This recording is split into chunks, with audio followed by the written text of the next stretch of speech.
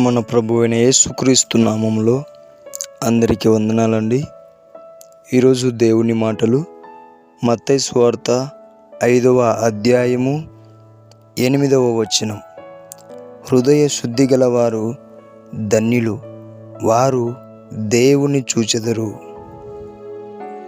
ప్రియమైన దేవుని బిడ్డలారా, దేవుడు ఈరోజు మనతో మాట్లాడుతున్న మాట, మన హృదయమును శుద్ధి చేసుకొని దేవుని చూచే విధముగా మనం తయారవ్వాలని దేవుడు కోరుకుంటున్నాడు.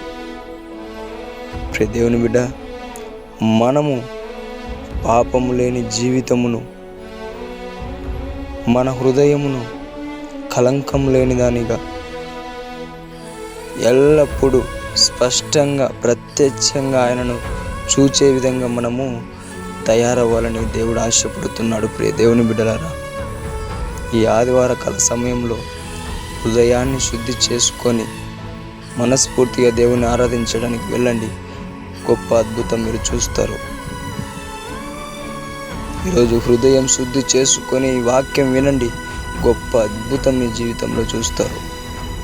ప్రియ దేవుని బిడ్డలారా, హృదయ శుద్ధి గలవారు మాత్రమే దేవుణ్ణి చూచెదరని దేవుని వాక్యం సెలవిస్తుంది.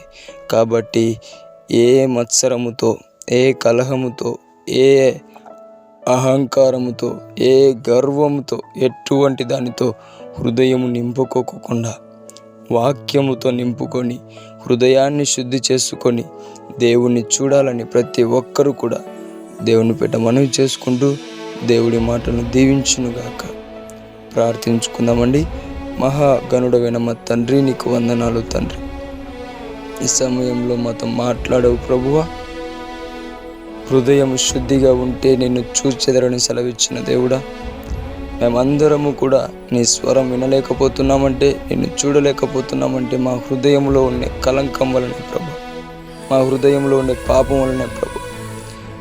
నీవే నీ రక్తం ద్వారా హృదయాన్ని శుద్ధి చేసి బాగు చేసి మేము నిన్ను స్తుతించే బిడ్డలుగా, నిన్ను మనస్ఫూర్తిగా ఆరాధించే బిడ్డలుగా, హృదయపూర్వకంగా నీతో నడిచే బిడ్డలుగా మమ్మల్ని తయారు చేయమని యేసు నామములో ప్రార్థిస్తున్నాము తండ్రి.